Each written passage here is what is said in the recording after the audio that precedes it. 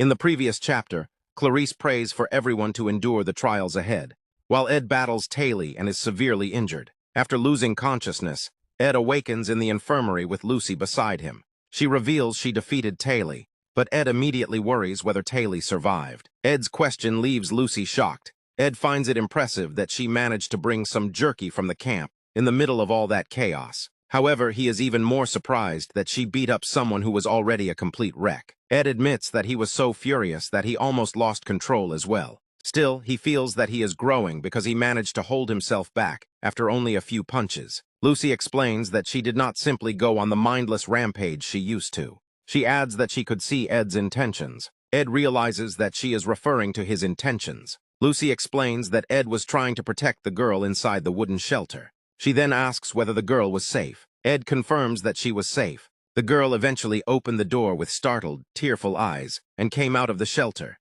She then hugged the boy. Ed understands the situation. Lucy explains that the boy's expression looked somewhat dazed. She believes he realized that Ed had jumped in to protect the girl. The girl then said something interesting. She revealed that the Holy Lance Dragon Wellbrock would be resurrected. According to her, an ancient dragon from myth would suddenly revive and destroy all of Arkan Island. Lucy admits that, under normal circumstances, she would have been skeptical and wondered what kind of nonsense it was. However, that would only be true if she did not remember everything that happened during the joint combat training. Lucy gets up and sits down again before confronting Ed about handling everything alone. She points out that he could have simply told her. Ed naturally assumed that Lucy would not believe him. Lucy admits that she indeed would not have believed him if she were the old Lucy. Ed reflects on his situation. He is an outsider who has intruded upon the fixed scenario known as the failed swordsman of Sylvania. He claims to know what will happen next and to vaguely see the flow of the future.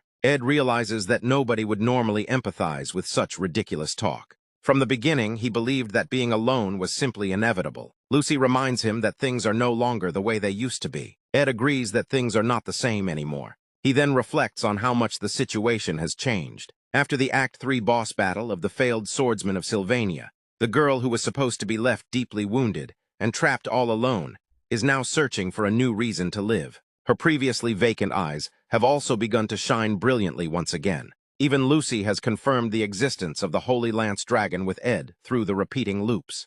However, Ed still remembers the terrifying majesty of the Holy Lance Dragon that he witnessed with his own eyes. Its overwhelming descent blotted out the skies. Because of that, the current situation remains just as desperate. Lucy being on his side does not suddenly mean that they can defeat an opponent of that level. Lucy then makes her decision. She tells Ed that she will believe whatever he says and help him. Ed is shocked by her response and finally understands. He had been talking about Lucy's loneliness, but in truth, he was the person who had been lonelier than anyone. This time, so many people had stepped forward to help him, even though some of them were so embarrassed that they could barely look him in the eye. They still chose to help. There was even someone standing beside him who willingly offered to help. Ed realizes that he had simply taken it for granted, that he had to solve everything on his own somehow. But the situation has clearly changed a lot. If there is one thing that has not changed yet, it is Ed himself. Ed gets up and prepares himself. He tells Lucy that they should go because they have work to do. As they prepare to move, Ed reflects on Lucy. If someone were to choose the most beautiful people in Sylvania Academy, Lucy would certainly be one of them. The scene then shifts to the Academy professor's area. There, Ed notices the professor's assistant. She has a noticeably nerdy appearance. Ed reflects that at least 5 years ago, she had been different. The morning begins with the Academy staff discussing the events of the previous night. One man is shocked to learn that medical personnel were deployed at dawn because something serious had happened. The professor's assistant explains that a student was injured near the northern forest. The man is shocked to hear that a student was injured. She then reveals that an Elte Trading Company building near the dormitory also collapsed. The man is surprised that an Elte Trading Company building could have collapsed. She explains that it was supposedly an explosion caused by poor management of dangerous inventory. The incident apparently involved magic items engraved with explosion formulas. The man wonders whether even the Elte Trading Company can make mistakes like that. The assistant explains that there were reportedly no serious injuries or fatalities. However, the financial loss must have been considerable. The man remains suspicious because the Elte Trading Company never does business at a loss. The assistant explains that the vice principal ordered everyone to simply let the matter go. Because of that, there is no need to take any additional measures. The professor then checks whether the handover has been completed. He decides that they should head home.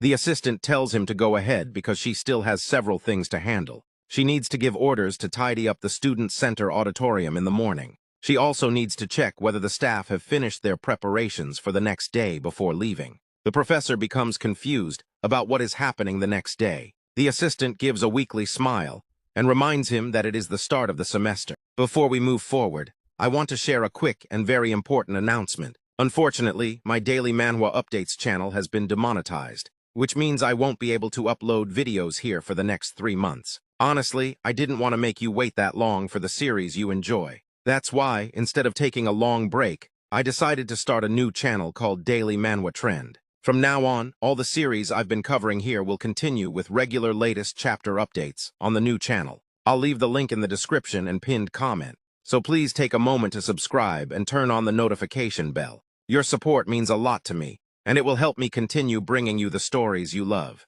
Thank you so much for understanding and supporting me. Now, without wasting any more time, let's get back to the story.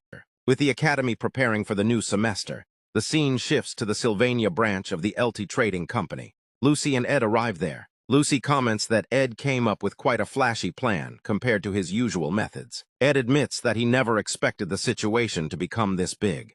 He decides that the result should be enough and suggests that they head to the camp. However, a board nearby reveals an important detail. The incident was disguised as an explosion. Ed realizes that he needs to determine who is currently giving orders to the Elte Trading Company. He considers whether it is Dune or Lortel and decides that he needs to check. The two then make their way through the forest. As they walk through it at dawn, Lucy says that she likes this forest. She enjoys the scent of grass when walking through the forest at this time of day. Because of that, she hopes the scent will not disappear. Ed assures her that a forest does not disappear that easily. Lucy clarifies that she is not talking about the forest itself. She means the scent of the grass. Ed points out that wherever there is a forest, there is bound to be the scent of grass. Lucy disagrees. She clings to Ed's hand and rubs her cheeks against it. She reminds him that the scent is not necessarily guaranteed to remain. Just then, Belle arrives. She greets Lady Lucy and respectfully wishes Master Ed a peaceful morning. Belle immediately notices that Ed does not look like someone who had a peaceful night. Ed admits that he was badly injured. Belle then turns her attention to Lucy. She explains that, in preparation for the next day's opening ceremony, Lucy needs to check the requests starting immediately. Lucy also needs to prepare her grooming. Belle further informs her that there are several matters she needs to keep in mind. Lucy refuses and says that she can handle everything herself. Belle refuses to accept that. She picks Lucy up like a bag and declares that she will assist her. Ed realizes that Belle came to catch Lucy early in the morning without even sleeping. Belle denies this. She explains that her luck and timing simply aligned perfectly. She says that she was merely escorting her employer. Belle then prepares to take Lucy away so they can get ready for the start of the semester. Ed tells Lucy to simply go back and rest. Belle carries Lucy away with her. Once they leave, Ed turns toward his forest home. The roof is broken, and everything inside is a complete mess. Despite that, Ed has two important things to check. First, he needs to find out what happened to Taylor in the end. Second, he needs to deal with Lortel. Ed enters the house. Inside, Lortel is calmly combing her hair. She smiles when she sees him and remarks that he has arrived early senior. She immediately notices his injuries and tells him that they must have been quite severe. She believes he should have rested more. Ed sits down because he has a lot to ask. Lortel offers to either take her time explaining the entire situation or reveal the conclusions first. Ed chooses to hear the conclusions first. Lortel reveals that there are 3 conclusions. First, Taylor was taken back by Isla. Isla's expression had looked reluctant, but Lortel believes they will handle the aftermath themselves. Second, Dune took the fall for the Elte Trading Company's embezzlement case. Lortel admits that this part is also somewhat puzzling to her. Apparently, Princess Persica's knights also stormed in. Even Princess Phenia, who is usually so eager to get Lortel, seemed to be there. If they had prioritized catching Lortel above everything else, she would not have been able to escape. Lortel wonders where they were looking instead. She decides that she will have to investigate after the company building cleanup is finished. Then Lortel reveals the final conclusion. She explains that, in a way, this is the most important conclusion of all. Ed waits for her final revelation. Lortel places a finger against his lips. She reveals that she has become his. Then she kisses him. Ed is left completely shocked. Lortel smiles and reveals that the second time belongs to her as well.